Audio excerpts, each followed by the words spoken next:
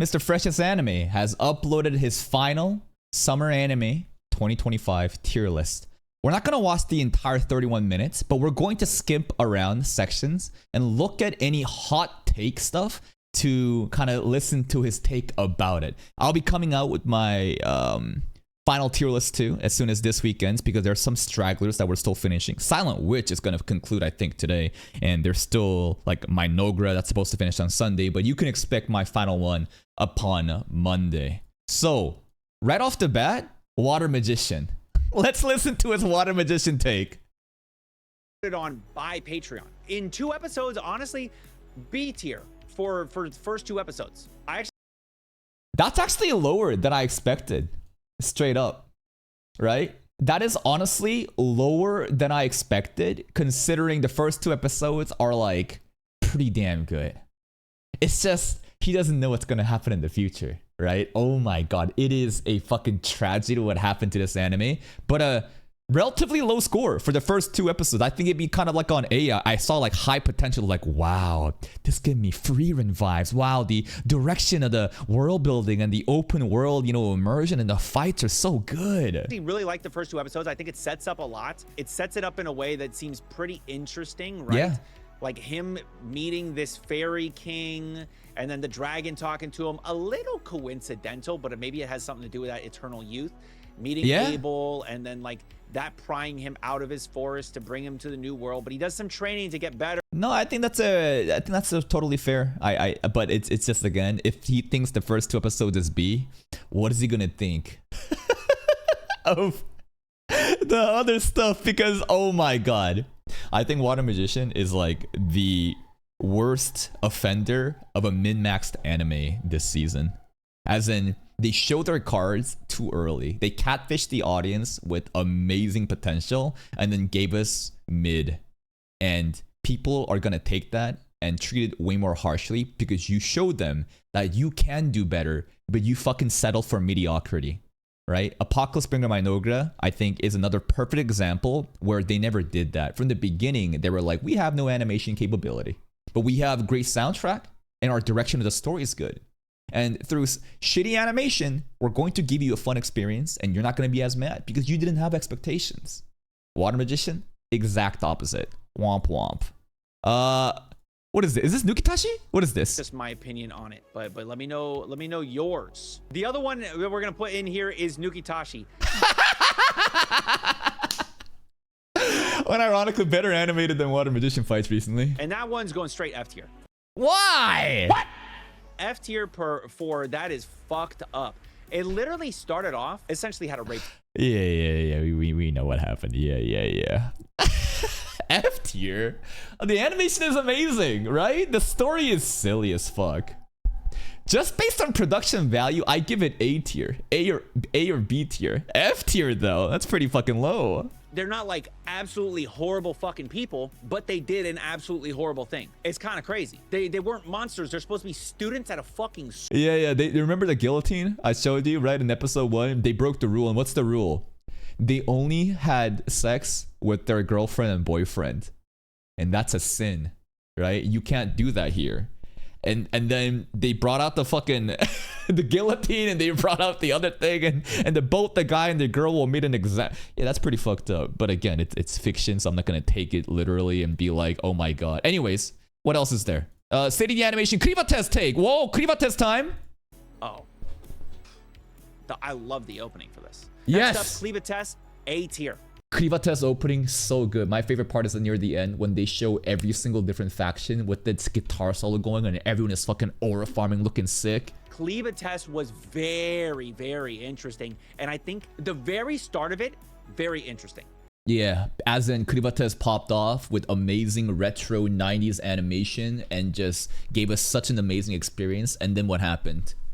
He benched himself because he obviously can't solve everything, and we saw Alicia's journey of what it means to be a hero, which I think paid off really well. But I think a lot of people, again, lost interest once they realized, oh, Kriva test isn't gonna be just popping off. You're gonna just have this fucking humanoid who is weak and just doing nothing but observing. Straight up, the drop off in engagement was really sad, but the core audience was still there. I really appreciated the horror and the not the horror, the gore, very gory, violent, dark scenes, as well as great storytelling and the mystery surrounding this world, right? Kept me engaged, and this is the only show that can make you feel hype for a baby walking.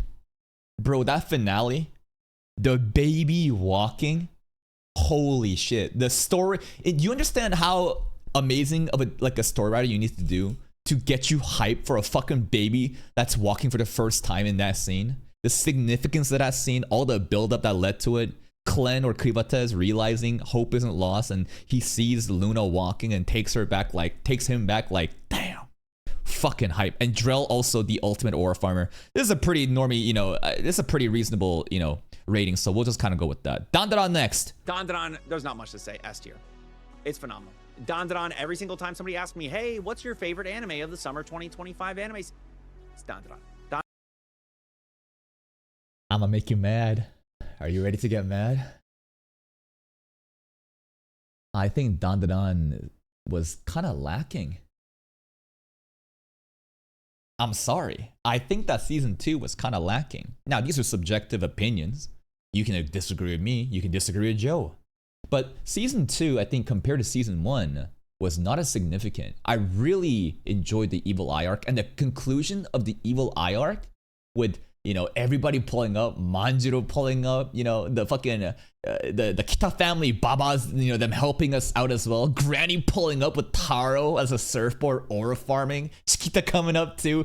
God, one by one, everyone pulling up and helping out was so climactic. It was so fucking amazing. The Kinta versus the mecha fight, I don't know. Season 2 ending was kind of, the fight scene, the kaiju fight scene was not that significant to me. Like, I appreciate the Kinta aura farming, but that fight scene, it wasn't that significant compared to the Evil Eye stuff. And there was also a missing element of, maybe it's not even missing element, it's more of the fact that there wasn't something like episode 7 in season 1, that like there wasn't something to make me feel that like season 1 episode 7 with the Akrasilki arc genuinely fucked me up, and I think that's one of the most beautiful anime episodes of that year. Season 2 didn't really have a scene like that, and it felt in comparison not as good. Still, it is a very elite anime. I think that my rating of this though wouldn't be in the 9s, I feel like, I think I wanted something more from Kinta's backstory, and I feel like during the reaction, I told you, right, once the piano started to play, as you see from Kinta's POV, him getting bullied, I was like, yo, are they gonna do something like Akrasilki again? They didn't. They kind of just briefly glossed over it.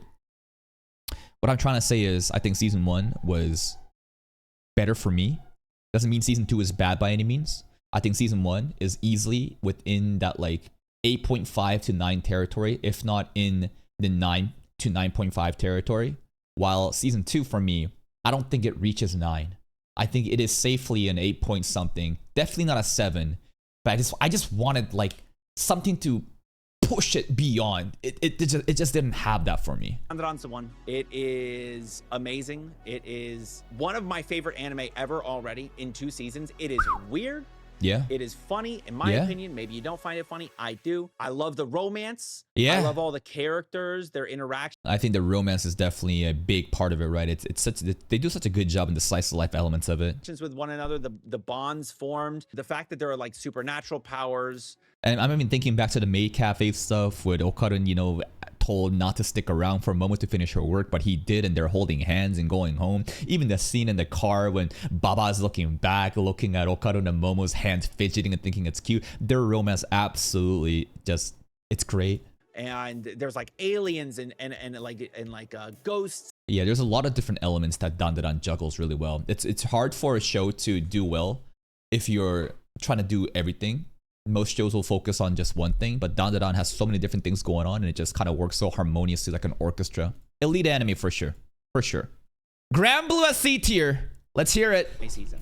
Next up, Grand Blue. My hot take for Grand Blue, C tier. I don't think it's a hot take. Listen, it's got some funny moments, but all in all, it's just like trying to do some funny stuff, and like it's not that funny. Either it hits or it doesn't. And yeah.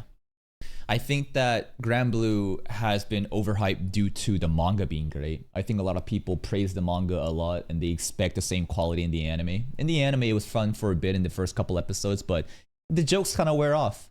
And Grand Blue is no longer just like a comedy show for me. I just watch it for a cozy slice of life vibe about a club of people that just want to hang out and have fun together, right?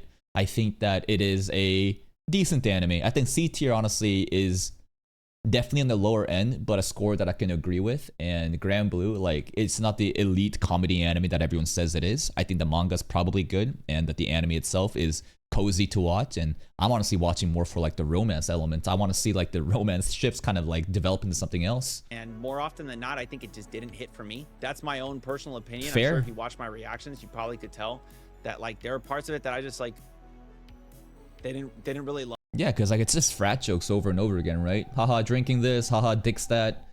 It's funny in the beginning for a bit, right? But it's like it gets kind of repetitive, and I think that Grand Blue for me really excels when the other friend groups are pulling in, right? The friend groups are really fun. Anytime you had like Yamato and like fucking Reiner, why is Reiner part of a friend group? The shitty playboy who treats his ex-girlfriend like trash, like those group, the shitty people, when they're all kind of all on board together, it's really fun. Yeah, it's really fun when those episodes happen. But other than that, not so much. I think that this is not that of a hot take, but I think Grand Blue for some reason is a very like protected series because the manga readers treat it like it's like a holy grail. It was on my radar because I had heard of it before. Right, I even own a volume of it. You see this very light blue. I see your beard, bro. All right, what's the next score? Summer Hikaru died. Hold up. Volume 1 of the Summer Hikaru died. And even though it was on my radar, it completely took me by surprise. I had no clue it was going to be as amazing as it is. It is top 3 for me in this anime season. You want to hear a hot take? I think this is an overrated anime. Oh, I'm gonna get hated for this. I think that people glaze this shit simply based on the production value without actually thinking about how much they enjoy it. I think it's overrated. Yep, I can appreciate that this is an elite, like, produced anime. I think that the way that they show all these different scenes with their amazing direction and camera work and symbolism and blah, blah, blah, sure, it's great. But to me, in the beginning, what really captivated me was the horror, the shock that this boy is no longer the same boy, but it's some sort of like supernatural beast inside it. And the horror element in the beginning was very enticing. But that goes away.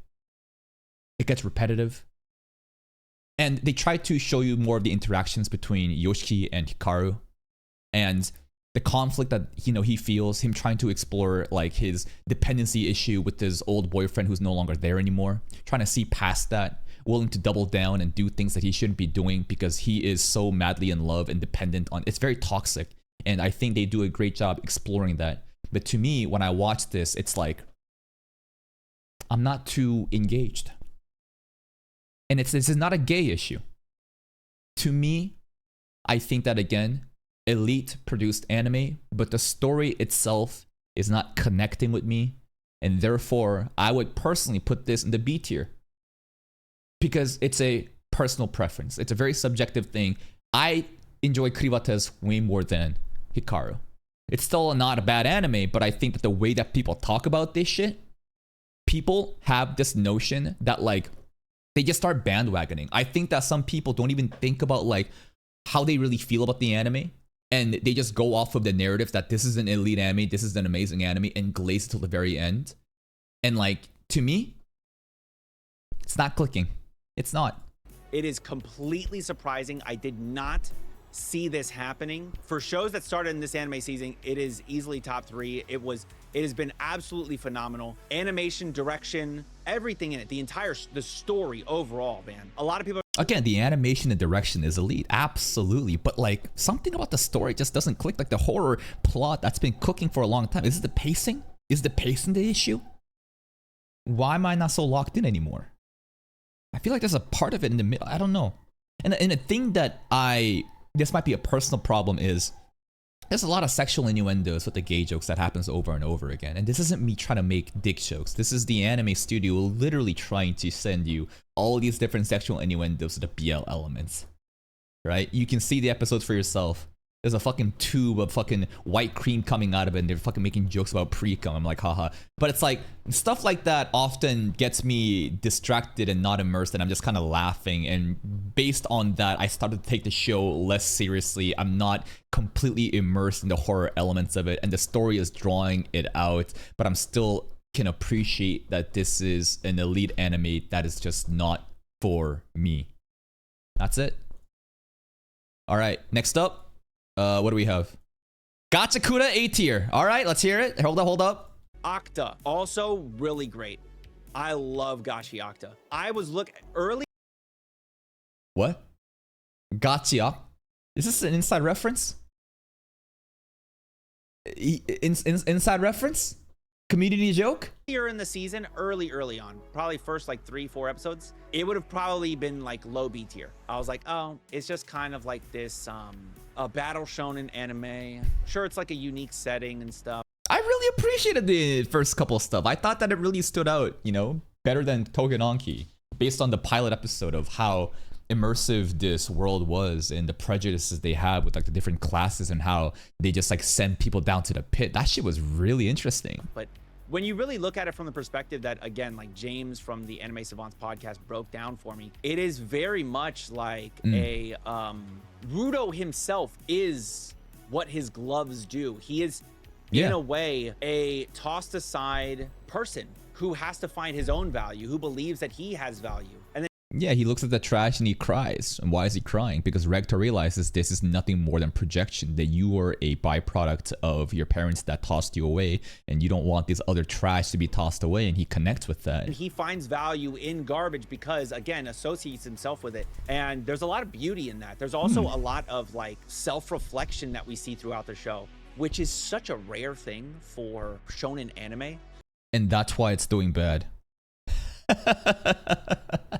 It's not doing bad. But have you noticed that Gachakura is unable to make the motions of really popular big shonens? Even Kaiju 8 Season 1 was able to make more motion than Gachakura Season 1.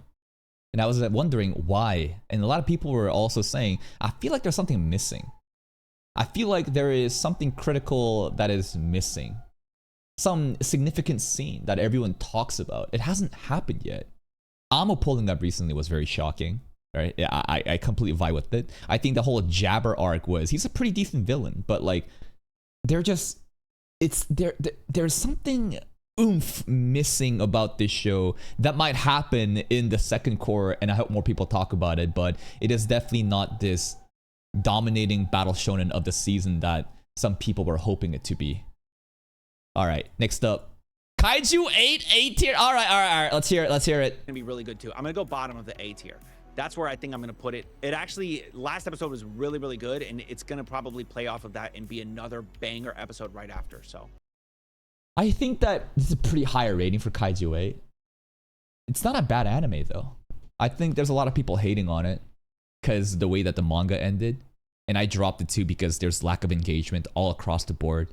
Definitely the worst performing series in my channel. Had to drop it. It was that fucking bad. We were making a big deal about Call of the Night not being able to survive. Call of the Night actually survived. Kaiju 8, ooh. I did appreciate the Narumi intro, the sacrifice of, you know, Papa as well. That was very emotional, honestly. I felt it. I was just very disappointed that the community as a whole just didn't really care about this show anymore. But I would probably put it, somewhere down here, or like high B. I didn't finish it. We definitely ended on that episode where, what was his name? Kafka's Jr. was out there testing his new armor suit. But man, people just don't give a fuck about this show. Would I rate this an 8? Probably not. It's a 7 point something. Right? It's not bad. It's a 7. I don't think it's a 6 though. It's a 7 point something. Okay, here we go. I think it goes into S tier, especially with Fragrant Flower, absolutely S tier. that last episode, dude. With the last episode, the Dress Up Darling could never. confession and whatnot. Come on, dude. That was crazy. Yeah. That was Agreed. so good, dude. The fact that we Agreed. got that confession, I'm so excited for what this show has in store for us. I don't think it's not like top of the S tier or anything, but certainly goes in the S tier. I think that Fragrant Flowers is better than Summer Hikaru Died simply because, again, how do we rate shows? It's about how much the emotions that the show is trying to elicit in you is significant to you. The development's not between just the romantic, protags. Beyond that, the friendship group, the parents, the mom and the dad, the capability of this show to be able to have such wholesome, loving vibes, elicited through just amazing communication and development with each character. It's great. It's amazing. I loved it. Production value on top. The way that Cloverworks is able to then again bring these themes to light with the animation. Amazing. Peak even. Love this shit. This, I think, is in the border of entering the 9s for me. I think that this is not a 7. This is definitely an 8 point something. I don't think this is a low 8 though. I think this is a high 8, if not a low 9. But a low 9 might be a bit too much of a high score. But still a high 8, I think is perfectly fine. It was just so good. Night of the Living Cats. Now, haven't seen it. Don't really care about that. It's a zombie show. Anything else? Let's see. Sakamoto Days. Oh, based. Wait. Saka Days. Sakamoto Days, S tier. S tier, bro. Yeah. Sakamoto Days was wild. This shit was a banger. Genuinely shocked at the recovery that it's done. I talk about the theme of momentum, how important it is for people to watch shows, and that if it starts dropping off, it doesn't matter how well the future arcs are, it's cooked. Saka Days kind of went against that concept, and season 1, again, a lot of people were upset based on the too much of a high expectation placed. I don't think it was even that bad. It's just, it looked weird with this filter gradient, and the animation sometimes was not as good as it should have been. Season 2, my fucking god. Takamura GG was something else. Slur as well with Gaku and his men, something else, bro. The fact that they were able to, again, just have such hype shit pop off in season 2, even though season 1 was lacking and people came out to watch. I'm so happy about it. Anime season. There were multiple episodes that were absolutely crazy. Yeah. The peak of its hype, maybe more hype than any other show this entire Maybe, bro. And I think the peak of the hype was Takamura versus Slur and Gaku, right? Him pulling up to JAA when it's Slur versus Sakamoto and Takamura does this thing. It's fucking crazy. Season. The peak of Sakamoto's hype, I think, was higher than the peak of any other show's hype. It was absolutely... To me, well, the peak of the hype, I think, is dependent on whatever numbers you're using. I'm using just YouTube metrics. To Be Hero X, I think, still had a bigger hype. I think that Lord of the Mysteries also for me did. But Saka Days, that Slur episode, that shit popped off for me too. People were fucking livid. I loved it. Wild. When old man busts in the building, yeah, just fucking shit up left and right. It was crazy. That episode alone, easily the most hyped episode of this entire anime season. You know what? He could be right about that. That shit was fucking nuts, man. Again, I'm just so glad that Saka Days bounced back from the season 1 L, and I think also the pacing of it was phenomenal from the start to the finish. There was no dead episodes. It was just go, go, go. Even the transition to the next arc, the training arc, was really, really fun too. Excited to see what they do with, season 2 of Sakamoto Days. Next up, what does he have? Bunny Girl Senpai? B tier, really? I don't watch Bunny Girl Senpai. I have a running joke in the community of why we hate Bunny Girl Senpai. Silent Witch! Whoa! Silent Witch. Secrets of the Silent Witch. Secrets of the Silent Witch. I thought y'all are gonna hate me for this. What the fuck? What the fuck? This is an elite anime. This is a high 8. Mid to high 8, not a low 8. I think that Silent Witch, the direction of this is fucking peak. The production value is elite. The story itself with Monica, the introvert trying to reach out of her shell and develop new friendships and be confident in herself. It's so good. The aura farming is there. The story elements with the mysteries of thinking who's the assassin is fun. Bro, what are you on? It's low B, I think, in my opinion. Why? I think it's certainly got some ups to it, but it's got more things in it that I'm not really super interested in. And again, right, this is the rating is a reflection of what you care about. So I just care about, listen, I don't care about what rating Joe gives. I just care about the logic of why didn't this click with you? Some things that don't really vibe with me. I think it's good, I don't think it's great. It's certainly not amazing. For me, that's how I feel about Summer Hikaru Died, by the way. Straight up, replace Summer Hikaru died right now with Silent Witch. It's all about like, he can acknowledge, right? He can acknowledge, yeah, the anime looks good. I think it should be an elite anime. But something just doesn't click with me, therefore, you know what I mean? That's exactly that. 1 second, bathroom break, be right back.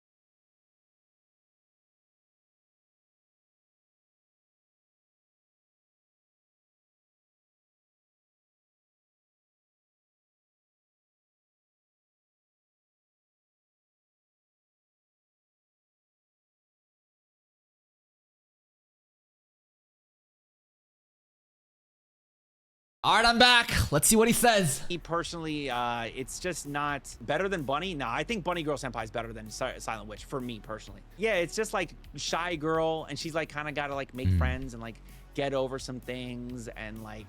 Joe hates that Monica is such a fucking bitch. Beta cuck bitch, bro. Weak. What a loser. Oh, I can't make any friends. I have trauma. She's starting to fall in love with guys are falling in love with her, and like, there's a little bit of mystery here and there. And like what was really like maybe my favorite episode is when we found out about the betrayal. Like that was like Casey, crazy. Yeah, that was a good episode. Yeah, but outside of that, it's just been kind of like what. But there's cool like magic shit sometimes, and again, that one episode with the betrayal, fire. Yeah, absolutely love that one episode in my opinion. So that's where I'm putting it. Now, that said, he just doesn't connect with the main character. He doesn't respect Monica's introvertedness. Does he hate Bocchi the Rock then? Nah, that's fair. Again, right? I think he would have the same take about me about not liking, you know, Summer Hikaru that as much. To me, I would flip Silent Witch and Summer Hikaru died. Now again, keep in mind that the Water Magician one, I've only seen 2 episodes of. Okay, so like, I just think that with those. That's fair. Again, the first couple episodes, again, I think Water Magician should be an A tier based on the first couple episodes, right? The Leonardo fight was fucking insane. All right, what's his next one? This is where I'm gonna slap it.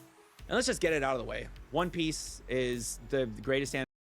yeah. One Piece, blah, blah, blah. That's not a seasonal anime. I mean, technically, I don't know. One Piece rating. All right, what's the next one? What's the next one? Come on, let's see it. He's still yapping about One Piece. Oh, wait. Dress it, darling. During the season, as far as I can think, it's really just the end. Probably going bottom A. I'm a little bit of a My Dress Up Darling slut. I don't think it was better than Fragrant Flower, this anime. Yeah, that's totally fair. No. Dress Up Darling, it pisses me off. Season 2. Dress Up Darling C tier, that's a bit much. I think it should be in B tier. High B, low A. I think it's fine based on its tier list. What really made me mad is a couple of things. First of all, let's acknowledge that Cloverworks killed it with this production value. It is a great looking anime. If you want to see how character acting is done in slice of life or romance shows where it's mostly about conversations, watch Fragrant Flower, watch Dress Up Darling. It is a master course on it. I think Classroom of the Elite should fucking take some notes about how to do interactions like that. But beyond that, the story elements. First up, the Amane arc. I appreciate it. We got a cute femboy crossdresser who wants to, you know, dress up in cute little things and isn't afraid to dump his girlfriend because they reject what he likes. Yeah, these are the core themes of Dress Up Darling. That you can appreciate, you know, your hobbies, and if people find it weird, fuck them. Who cares? Move on. Based. I think that the festival arc was really good. I think that the festival arc is the best arc of Dress Up Darling, and how Gojo and Marin, they both were able to develop their relationship. Gojo extending out to his friends and knowing that there's a supportive group that isn't, you know, neglecting him. Marin, you know, acknowledging that I will win, you know, and get #1 with Gojo's help. And Gojo saying, I will put her in #1 spot. Absolute fucking chills. I thought I was watching Uma Musume for a second. Amazing. After that, though,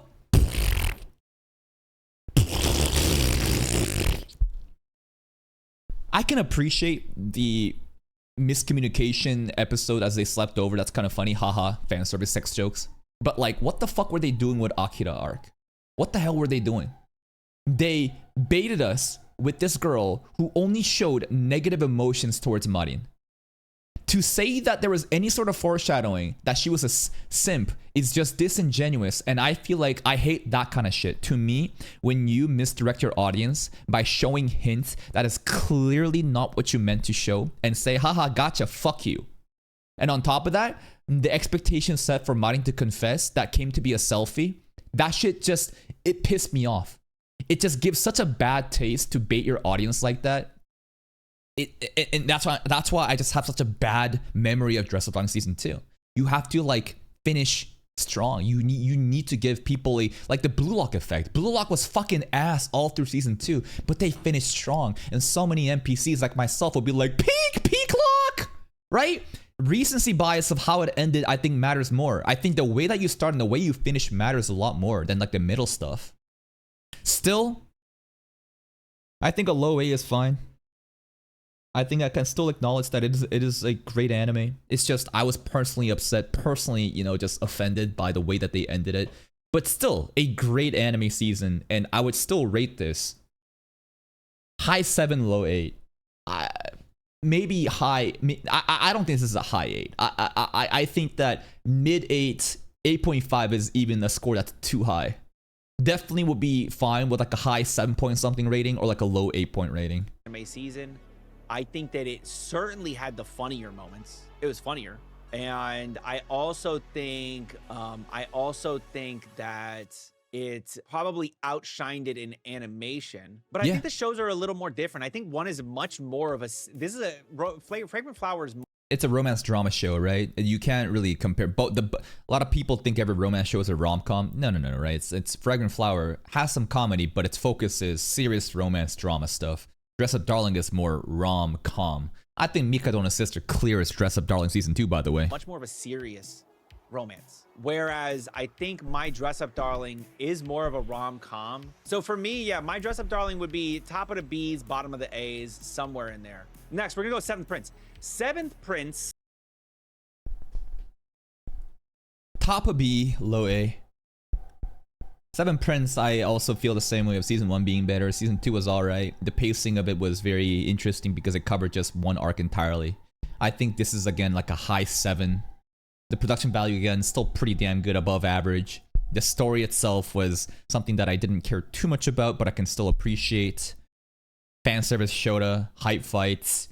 It was there. Yeah, it's a high 7, like a high 7.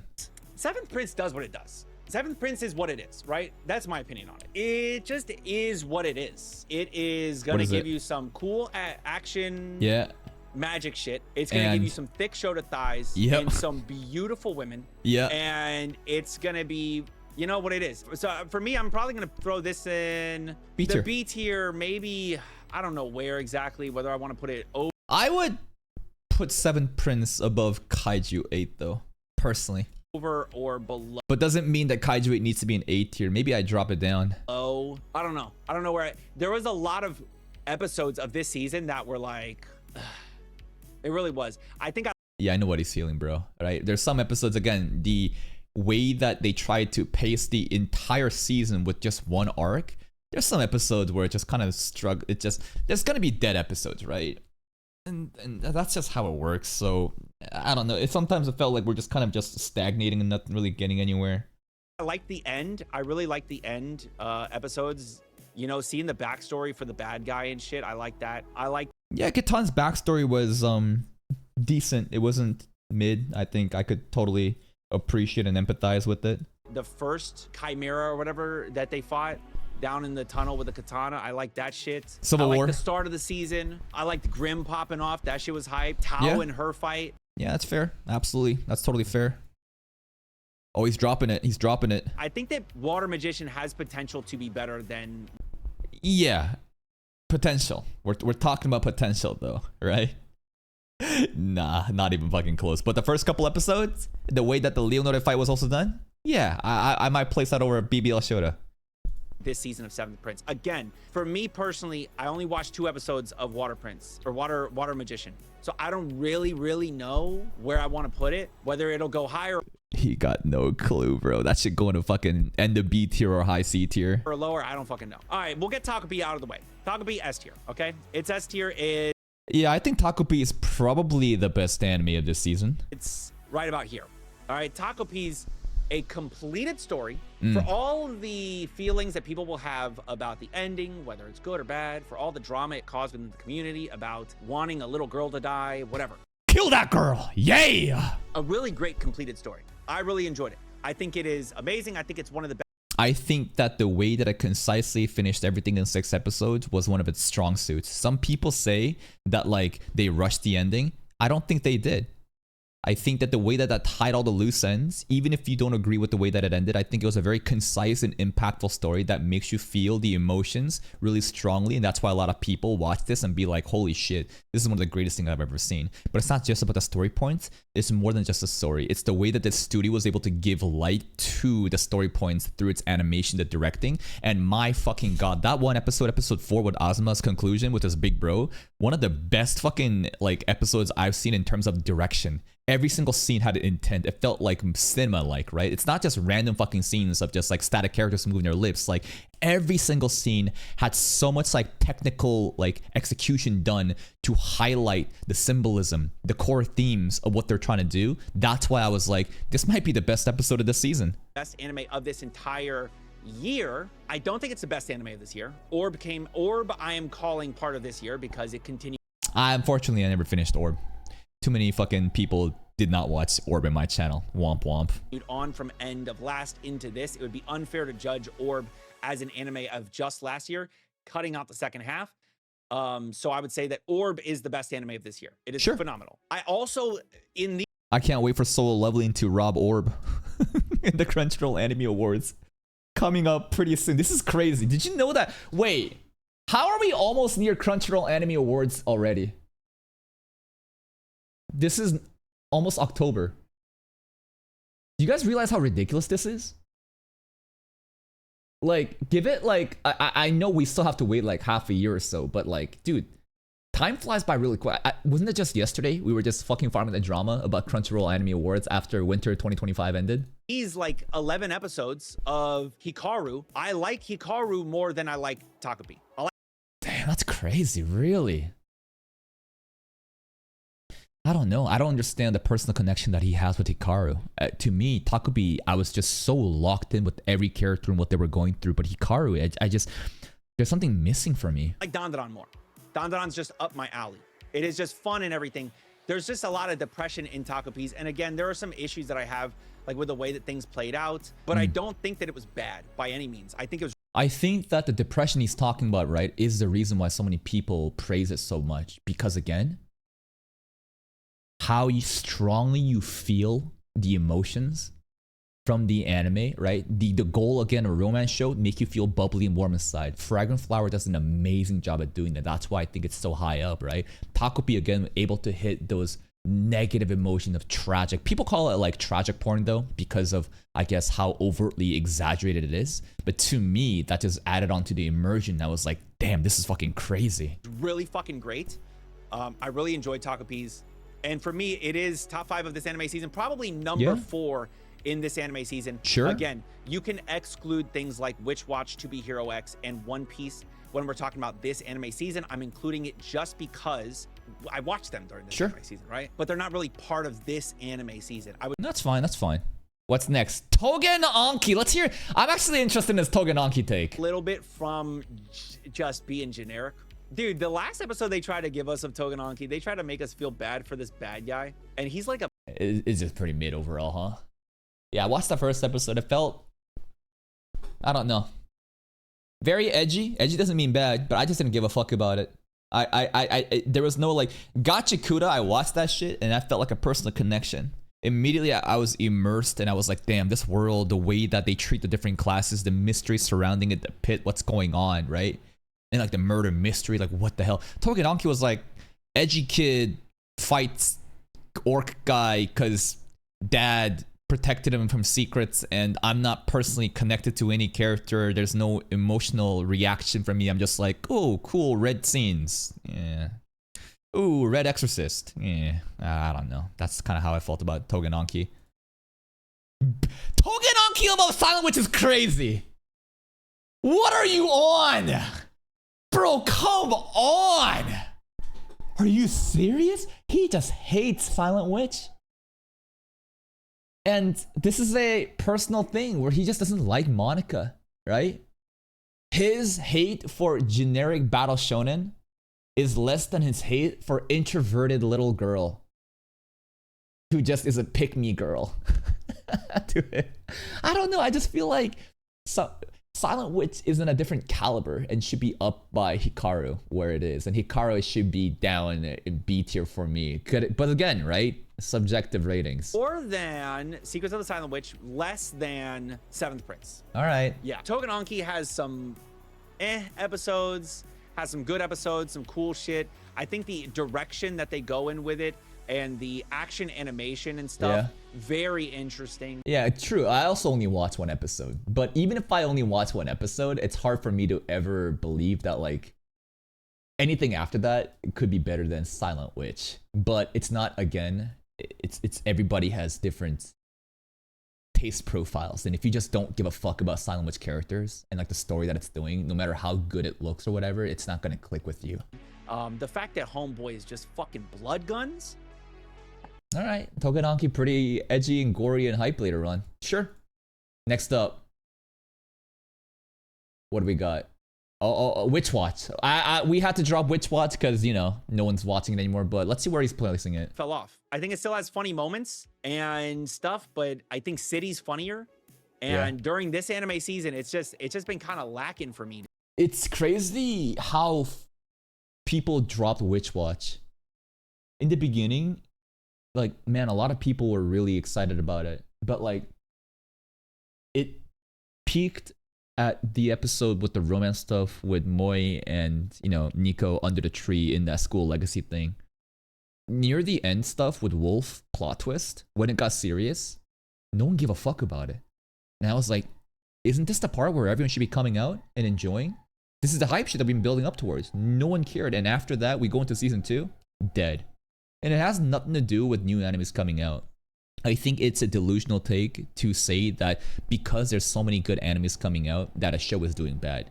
People will make time to watch shows if it's good. It's the fact that they just got tired of it. They got bored of it and they're like, I don't want to watch this shit anymore and I'm gonna do something else. Dude, again, it certainly has its moments, some hilarious moments, but yeah, it just doesn't really, I don't know, it's kind of fell off a little bit for me. Also with the schedule, there's like a lot of episodes just like, they just like not doing one this week. Yeah, womp womp. All right, what's next?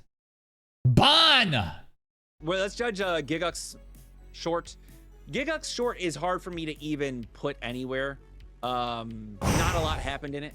It didn't feel like much happened at all. I didn't get the big messaging of it. I'm gonna put it in here because it aired during this time. But yeah, it just wasn't real. What was the messaging? The messaging is about longing for a place you call home, and that you have one side where they visited a fantasy world and found a community and was able to integrate there, but the girl was not able to and longed for her home. There was some interesting stuff happening with the different timelines and a little bit of a plot twist with, like, you know, the guy was actually the adoptive dad and blah, blah, blah. But at the end of the day, right, 15-minute short film, if you don't care about the messaging, if you didn't even get the messaging and this isn't something that you can relate to, how could you rate the anime higher? Really, all that for me. That's it, really. Call of the Nights. It's a very harsh rating, but I think it's totally fair. And I think a lot of people also feel this way. A lot of people didn't really care about the messaging, or they just didn't get it. And they think that people are glazing Gigux anime simply because it is like Gigux anime. And I think a lot of people are inflating the score because it has Gigux brand associated with it and they're just simping for it. But again, when I think about the anime itself, like, to me, I can definitely relate to those elements. Being someone that is, you know, left, you know, Korea to come to Canada, but not really having a place to call home and being like an outsider and having to find my own identity. But this show, I can appreciate the messaging, but I can also understand why so many people would watch it and be like, nothing happened. What the fuck was this, you know? Call of the Night, I will say. Elite, minimum A tier. Put that shit in S tier though. Was making its way to be much better than season 1. Yeah. Almost all the way to the end. Yeah. The thing that I'm still struggling with, what? and it's going to be hard for me to get over, is what? the fact that bro got popped. Yeah. And then, I don't know, man. He got shot and then he was fine. And because vampire transition. they're going to chalk it up to, oh, but he started to turn into a vampire. No, I don't want to hear that shit. I don't want to hear, no, he started to turn into a vampire, but then he stopped? What the fuck is that? That sounds... It's kind of weird, right? That like, because the emotions were so strong at that point that, you know, it kind of like got translated into love and therefore he turned into a vampire, but then it was like a temporary thing and then it stopped afterwards. We're not completely sure of the mechanics of how all this stuff works, so I kind of am okay with just going with the flow, but okay. Like such a fucking cop-out ass pull. It really does. It feels like they wanted to shock us at the end of that chapter, at the end of that episode with him getting shot. Oh no, what's gonna happen? And they're like, no, we fine. And I just don't fuck with that. That I'm totally fine with, but the way that Dress Up Darling pussied out of the confession makes me more mad. And that really like hindered how I felt. Lord and Dress Up Darling and Kaiju, it's crazy. I think this is high A tier. I think this is better than most of the shit in A tier. If not, it should be in, you know, S tier. That's about it. So it's going to the bottom of the A tier for me. Probably over my Dress Up Darling. Probably over Kaiju 8. Darling. But I don't even think I put it over Kaiju. What? Joe must really love Kaiju 8. To me, the thing about Call the Night was, man, it was just a different tone compared to season 1. I think it was a masterful season in how they set up everything in season 1, which I am still like, I think that they fucked up in season 1 in the way that they didn't really know the direction it was going. And a lot of people were like, what am I watching? Slice of life vibes? Are we going to get serious? And a lot of people, they were not hooked in and kind of dropped it. Later on, you realize, holy shit, like this is getting really sick and hype. And the Kiku stuff in the beginning was shocking. That shit was horror inducing, bro. And then the Anko stuff that's been foreshadowed since season 1, the way that they developed it and then the flashback and the backstory, like, god damn, that shit was fucking amazing. Anko and her dad, that birthday episode, bro, when everything was fine and then she had to kill her own dad, like, oh my god. The mysteries with Nazuna and Haru, right, with Kabura, right, of being like the adopted mom and like what really is Nazuna, right, more plot twists like that. The fight sequences between Anko makes no fucking sense in how she can fight like that. Ko getting shot and then being brought back to life for the injuries healing.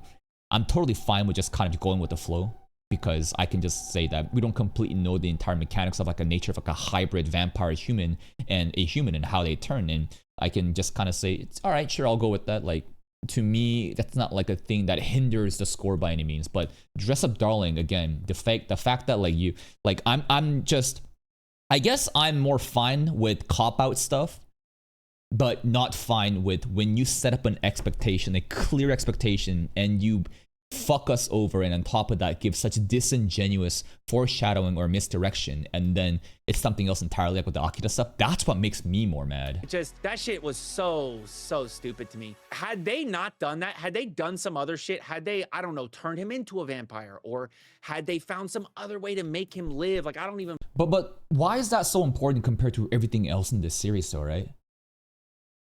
Like, I don't know why Joe put such heavy emphasis on that. Well, because he's the fucking main character and he got shot and he was supposed to die, but he came back alive. But I don't think any of us really thought he was really going to die.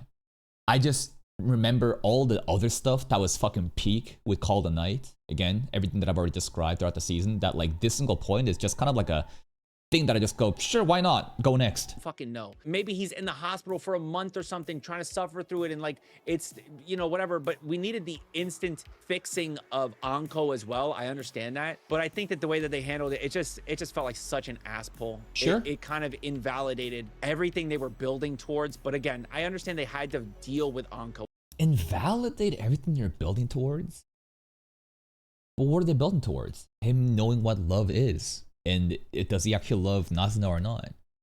And him partially turning at that point, I don't think really ruins anything, as nothing has been concluded just yet. As well, so I don't know. That shit just ruined the momentum for me. Up Fine. to the episode where he gets shot too. It ends with him getting shot. Bro, this shit would have high A, maybe even low S. Like, that's where I still put it. It was really fucking good. It was a surprisingly good season. There was so much interesting shit happening. I would say one of the most underrated animes of this season. But yeah, I just did not like that episode at all. To Be Hero X, S tier. Yeah. I think that it should be higher than Hikaru, though. I think it should be higher than Sakamoto. fucking banger, absolute banger. Probably go over Fragrant for me personally, because again, the one thing that Fragrant lacks for me, and the one thing that I'm always gonna love, is comedy. And there is comedy in Fragrant Flower Blooms with Dignity. It's just, it's very subtle humor, right? They're not trying to be funny. You can laugh at the little interactions, but they're not trying to be funny. Really, I mean, it's not really a Superhero X humor is actually kind of crazy. Comedy at all. It is very much a romantic drama, and so it kind of lacks in that regard. And no, I'm gonna leave this here. To Be Hero, I don't know, man. To Be Hero X did have no, okay.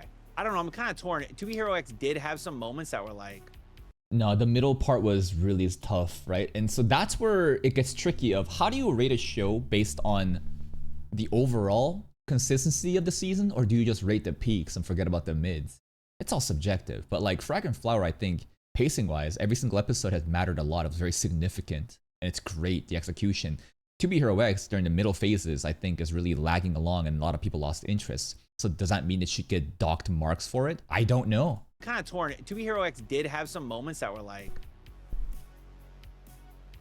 but I think that in general, it was working towards something, a clash of all those storylines coming. I just think that Director Howland might have done a better job in making those middle arcs more compelling. But like, I still think it's really good, but it's just, I didn't really feel that much of a connection during like Ghostblade, Johnny arc, Lolly arc, Lucky Cyan.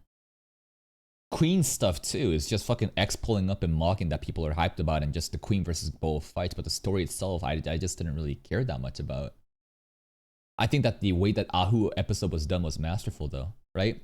Ahu arc was so good, and it reminded me of the beginning of like the Nice and Isol arc, where I was like so locked in and immersed with these characters, and the comedy was fantastic too. Together. So yeah, I'm gonna leave it there. I can't wait for another season, hopefully one day. Sure. Even if they give it to us all in the CG shit. I don't think CG looks bad at all. On to the last anime. This is the last anime that we watched during this anime season. It's technically Donghua. I'm pretty sure that feels about right. 26 different anime during this anime season. Lord of Mysteries. Yeah. What do you think?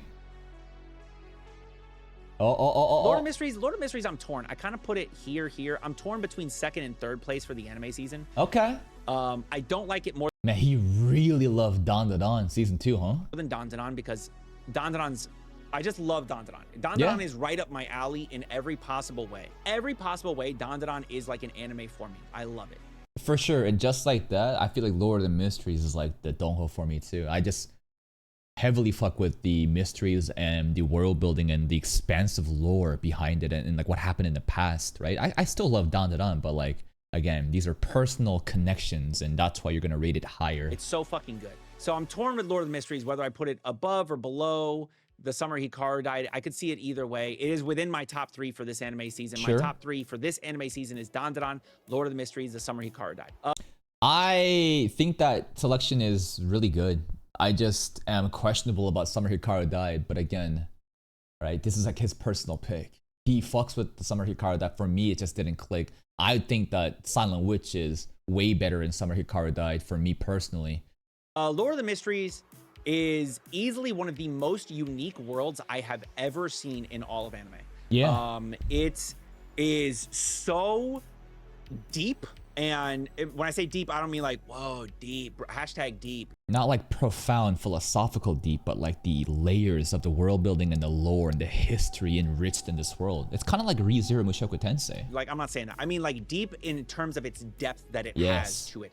The world is so unique. Like when I watched Re:Zero and Mushoku Tensei, I had the same vibes with like there's so much culture and history and lore behind all these different things, and I feel like different regions and the past, there's significance of it rather than it just being like most shows, again, right? I think world building is like one of the most important things for you to get immersed into, and Lord of the Mysteries does a phenomenal job at doing, and many other shows don't even attempt on doing it. So interesting. There's deaths throughout the show that like just build up on things more and more, and then by the end of it, what has to happen to Klein and all that stuff is just crazy. I absolutely love the show so much, and people say it's like literally the worst of the volumes. Yeah, it's supposed to be a setup volume where it's just taking its time to just like actually pay off in the future volumes, which is crazy if you think about it. Which is just crazy.